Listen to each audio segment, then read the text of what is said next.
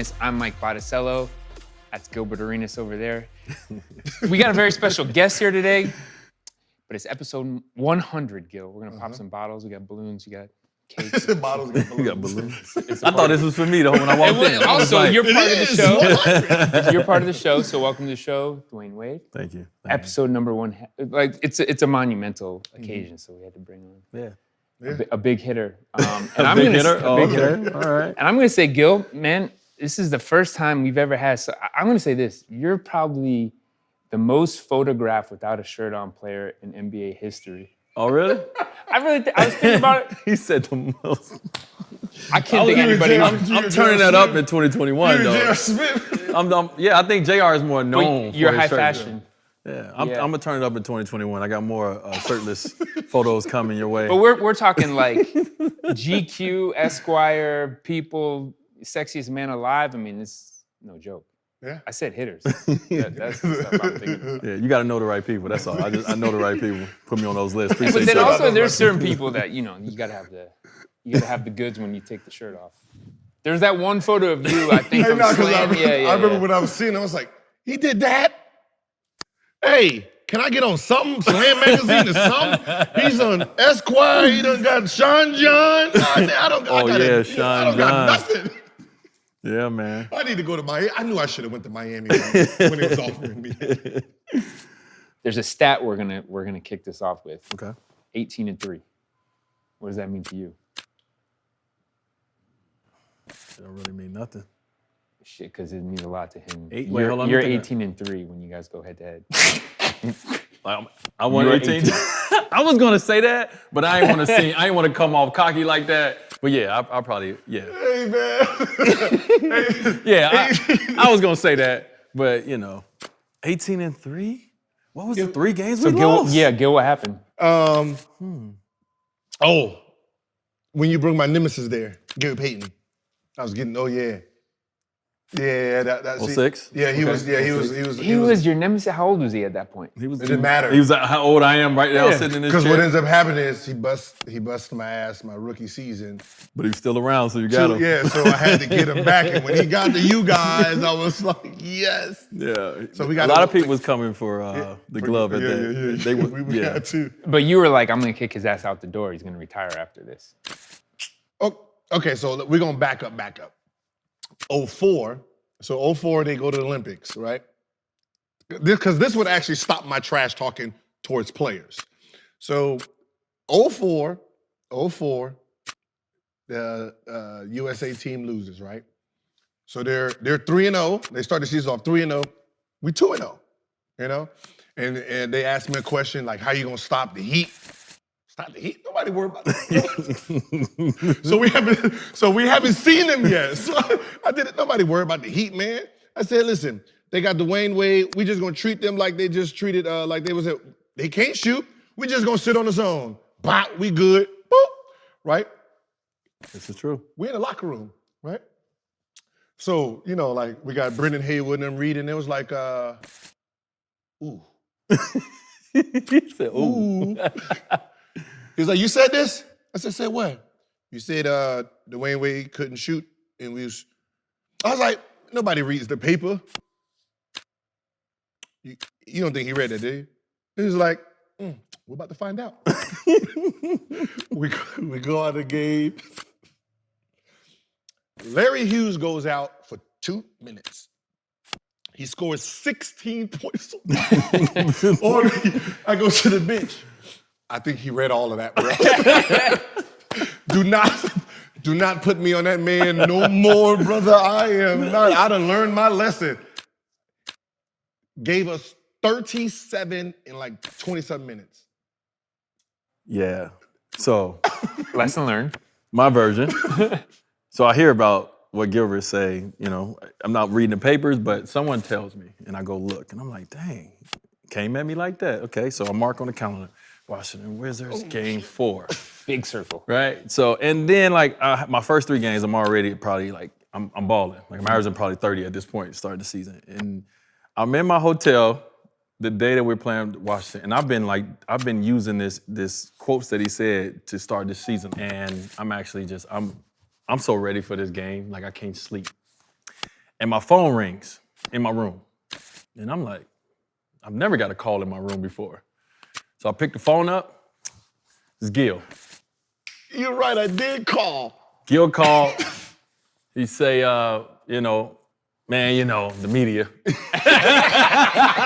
You said the shit. You know how they spin things, man. That's not what I meant. So forth, so on, whatever was said. And I'm like, I hang up the phone. I'm like, nope, he's not about to throw me off my. He's not about to throw me off. I'm going at Gilbert today. That's in my whole mindset. It was about Gilbert. So I still keep that same mindset. So once Larry Hughes go out the game and they put Gilbert on me, I say, here we go. This is what I've been waiting on all summer. Yeah, I just remember, because I'm looking 3-0. Ooh. Oh, no, I got to diffuse this. Where that Wade at? Yeah, let me get that Wade. I just remember I did call. I ain't had no alias at the time. I wasn't like, nobody was checking for me yet, so I ain't had no alias yet. My ass whooped. So like your conscience kicked in for a second, a quick second. No, yeah, because I wasn't hot rod then. Right. You know what I mean? I wasn't like, it was like, you know how like we trying to start talking shit and we didn't know how it worked, and so it was my first like, nobody worry about them, and like boop, and then I get smacked right in the mouth. That was the last time I ever said it. That was like, I don't want that kind of smoke. I just do my own court stuff, say here and stuff, but that call them out in public, no. I learned my lesson. So what was that? 1 out of the 21 times? Oh, no. One out of It 18. seemed like he just carried it on and just... Yeah, I did. It was a Washington Wizards thing. he just carried that on game after game after game. I mean, and then too, it was a great place to play. I mean, at that time, Gil and them had it rocking up in Washington. So you wanted to play there. It wasn't quiet. It was live in DC. So it was a great showcase too, to be able to perform. So every time we came there, it's what it felt like. He was like, oh, I'm in the Capitol. I want to put on a show. Yeah, it felt that like for you because you was winning.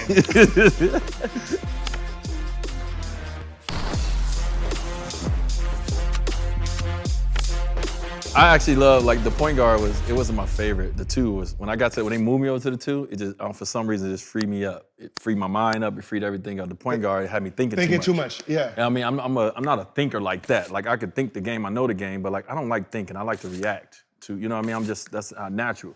And so when I got to the two, I was like, oh, my shoulders got a little loose. This feels good, so I don't have to pass. Yeah. What you're telling me, only if I want to. Okay, it's a different game now. We were talking about that. Who in those early years was that person that like guided you to do that within the organization? Because before Shaq got there, right? So it was like you were a young guy and it could have gone a lot of different ways. Obviously, Gil could have ended up there. Yeah. But for you, who was within the organization that drove that? Eric Spoelstra. Eric Spoelstra, before he became who he is now, Hall of Fame coach, when I got there, he was in the video room, right? He started in the video room, so he would do the video, and then after we get done with practice, they'll send him upstairs to work out with me because I needed a lot of work on my game. So Coach Spo would come up, and he started working on me on my balance, started working on me on, like contact and like finishing through contact and, pushing me on my shots because, back then you can have that hand on that hip and somebody go to shoot, you could shovel. Yeah. And so I was getting in the lane and they were just pushing me all the way and nobody, pushing you to the big man. No calls. So he had to train me and train my mind on that. So Coach Spo was so big, he wasn't Coach Spo at the time, but Coach Spo eventually being, obviously my head coach at one point, but he was very important for me when I first came in for my development, into the NBA. And so I give him a lot of credit for that. Yeah. I mean, what you saw with him at that point, because I know you size everybody up and you take your notes, was it the fact that he's going to be a problem if someone unlocks that? No, it was, he was faster and quicker than what it seemed like. Like, like you can watch somebody on TV and we're like, oh, okay. But when you get him in real time, like, wait a minute, hold on. Hey, hold on. Why am I guarding him? He's too strong. Like y'all was making it seem like he was 205. That is not a 205 right there. I don't know what that is. That is not. This is not to say you're gonna have to put the big. Get back in here, Larry. Well, I was closer to 220. Yeah, I was like, Larry, you're too skinny for this man. Because I remember there was one play we was pushing. So we was like, all right, he's killing us going middle. Pushing baseline. Like, all right, we're gonna pushing baseline. Be there. All right. You go baseline and you spin out of that. Like this is before like you remember like creativity wasn't like it wasn't really creative like that. Yeah, like now everyone's like creative. It wasn't like you coming in with the slight. There was none of that. Like AI had the crossover, so you seen that coming. So when people spin out of stuff, you didn't really know what to do with it. So he went baseline and spit, boom. He can dunk off spins too. What is this? He's dunking off spins. He's dunking off splits. Y'all can't guard this man to the basket. Y'all can't guard. Look, I'm fine with my man. But listen, I said some shit and he's making y'all pay for it, okay? Like, it was just one of those things. It's like, yo, he's, like, that's, like, it was one of those things, like, you see the evolution, like, you know, like, there's players that come in, that's evolution. You can see it, and you can see, like, the explosion, the movement, and I'm like. Yeah. Well, I think that's both you guys. Yeah. Not to cut you off, but think about him, where he was pulling up from beyond, like deep. But my evolution is coming because I can't play this position. Like, so I'm evolving the point guard position because it's a disadvantage to them because they're not scorers. You know, they're playmakers. They're forced to play make. So me coming at them and the worst they can give me is 20. You know, I'm trying to give you 30. The worst you can do is 20.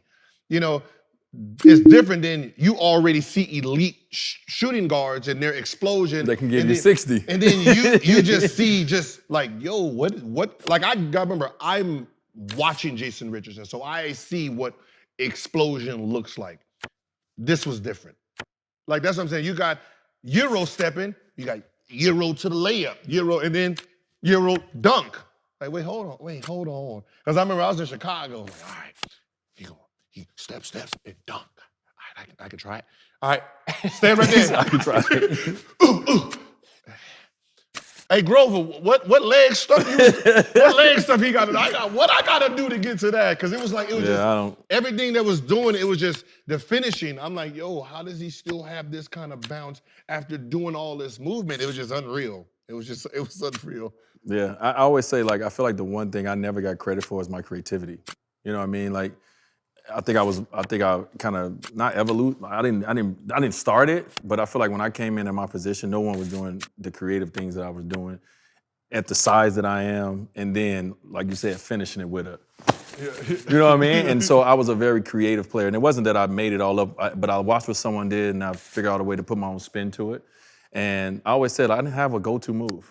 Like I had so many in my repertoire over my career, I had so many different moves, and it all comes from just creativity of understanding position, understanding the space I needed, understanding that Brandon Haywood is too slow. If I come off this pick and roll and he's coming, he's too slow. You know what I mean? And I know that. I know his feet is too slow, so I'm coming off this pick and roll. Whoop, I'm gone because his job is to cut me off. I'm like, come and cut me off. Thank you. You know what I'm saying? And so I was very creative as a player. And I feel like I never got the credit for how creative I was, you know, playing a game of basketball. But a lot of that too is you have it in your bag and you're reacting too. So it's like whatever that's very rare too. Guys don't have all these things like, I got a counter for your counter. Show me this with Brandon Haywood. Okay, that's what I wanted. Thank you. Like there was two people that I said, you know, on pick and rolls, they were impossible. You and Jamal Tinsley. Like, Jamal Tinsley was nice. I remember it was like, what are we even doing on the pick and roll? There's nothing to do. Hard show, under show. Like he was here and now he's over there. Like we still to this day didn't know what you were doing. We was like, is he carrying? Hey ref, he's carrying ref. It's like he comes and boop. Oh, I definitely carried a lot. But oh yeah. It was they don't call it. No. But because where you started from, you was allowed to come up. So that's what the ref told me. Yeah, okay. They said because he's starting in a crouch position, when he comes out of it, he's allowed that space. Yeah. So I'm like, yeah, because I got real low. So you're real low. So real low. Here, so when you're coming up, yeah, it's not considered. Because I used to throw that joint over. Yeah. You know what I seen doing that? So when I got in, I was looking, Jason Kidd. I watched Jason Kidd get away with so many carries. J Kidd, I love you. I watched Jason Kidd get away with so many carries. I was like, okay, all right. So when I get to that level of respect, I'm carrying the hell out this ball. Boy, when I got to that level, I was. But getting low, well, Tom Crean, my college coach, shout out to Tom Crean, that's what he taught me in practice. And I didn't know what he was doing. He was like, this shoulder needs to be on that ground. Like, that's how low you need to get. And so the workouts to do that, to bend my legs and get my knees and all that down there to do that, was grueling. But eventually, once I figured it out, and then I realized, like, oh, once I get low, can't nobody get back in front of me. Mm-hmm. And so then it's a part of my game.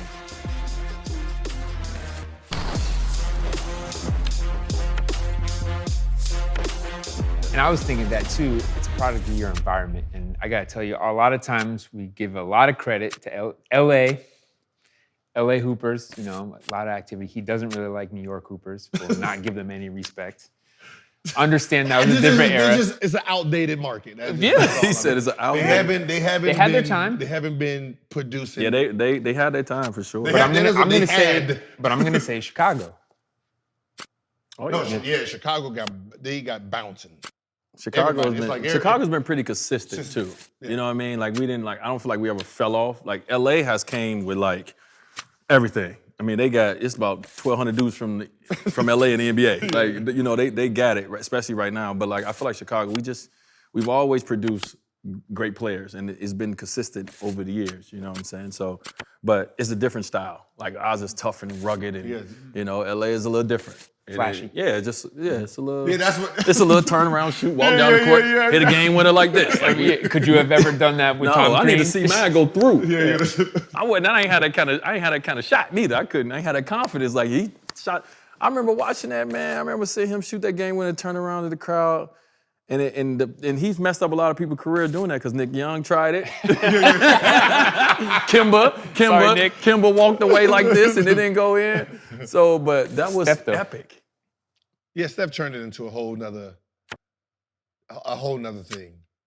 Like it was a whole nother thing. Steph evolved it. But you're saying the point is like when you, I'm thinking of that play when you blocked the shot, came down, pulled up, like time expired, and you hit, in Miami and this the celebration. Everyone wants those moments. Yeah. You were putting the celebration first. It was just the confidence at that time. It's this thing. We were competing so much, like with it was the youth competing. That this is what happened. Someone said it was the youth compete. Someone was like, yeah, man, Ray Allen, first ballot Hall of Famer. So I was like, Ray Allen. Ray Allen. So, I'm thinking, 2005, 6, 7, where was Ray Allen? I had to really go to Google and realize we removed. He said we removed. Because you got to remember, it was your second year you all-starred, right? Which was my fourth year, I all-starred, LeBron's second year. Young. We done already, there's 3 spots in the all-star game for young guys, and you and LeBron starting. Right. So wait, hold on. He was there, he did what? Because by some of those veterans, they're at 26, 7, 8. They were already removed out of the All-Star game. I didn't even think about that. Because I'm over here, so I'm looking at and then I was like, oh, All NBA only made it. Because I was like, he wasn't on the All NBA team because I was third. It was me and Chauncey one year, and then me and AI or me and Dwayne one year, and then it was Dwayne. I don't know where he would have been. Because on the other side, it was Kobe. Yeah. Kobe, what's the name? And then it was realized he only made it twice. Ray? Yeah. All NBA? Twice. Over his whole career? Yeah, that's why I said it was just weird. Like, listen, I'm like, I was, I'm over here trying to compete with Dwayne, LeBron, and then, when. But when we got in the league, Ray had moved on he moved to Seattle. Yeah. And they didn't have a good team at that time. I mean, Ray was still putting out, he had a couple 50s. He was putting out buckets on people's head, but, they didn't have a great team. Like Rashard Lewis was young. Yep.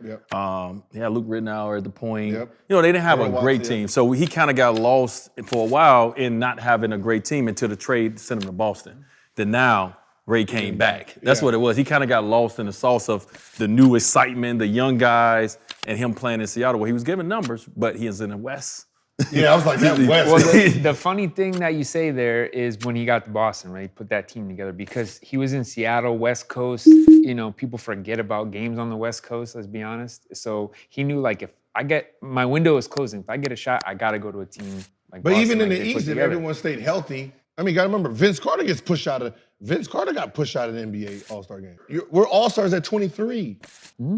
So I took him out when I beat him. That was 2006-07 All-Star. So that was the 2006-07 All-Star. So if he's only 42 right now, back then he was only 30.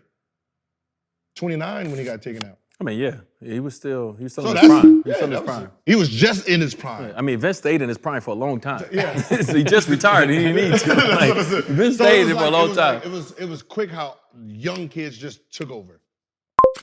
But you know what, too? What happened in the game shifted, right? Like, so right now we watch Steph Curry shift the game, right? So you watch players shift. When we came in, the game shifted. And when it shifted into specialties, right? It shifted to, they took the hands off, the rules changed, and now we got free, and then it became where pick and rolls was the thing. Vince wasn't a pick and roll player, Ray wasn't a pick and roll player, so forth and so on. So now the game changed to watching us and our excitement and what we were doing. Our numbers could have been the same, but the fans started loving what we were doing. And you gotta understand, like, what Gilbert did, which a lot of people don't talk about, is the NBA we have rules. Before, guys weren't coming at you pulling up at three like that. That wasn't the game when I first got in. Gilbert was coming at you full steam ahead, and then he'll stop and pull up at three. Well, our rules is to pick a guy up, your toes at the three-point line, not heels over the three-point line. So he coming down full steam. I'm like, oh, he coming. And he's, you're like, what are you doing? And he just started stopping. That wasn't the rules. So, like, we had to now change our rules to say, oh, hey, heels above the three-point line, you got to pick a guy up. Just those small things that fans don't know, but, like, he took advantage of the rules. James Harden took advantage of the rules. Like, to me, those players that take advantage of the rules are so smart. I mean, I eventually took advantage of the rules. That's why I got so many free throws. I took advantage of, it wasn't vertical at the time. So if you jump into a big man, it's a foul on him. Yep. That was the rule, so I took advantage of it. You know? They changed it by 2008. It changed the whole game, too. And that's what they said. They said they got two headhunters, Gilbert and Dwayne, and they said they're seeking bodies and not seeking baskets. That's true.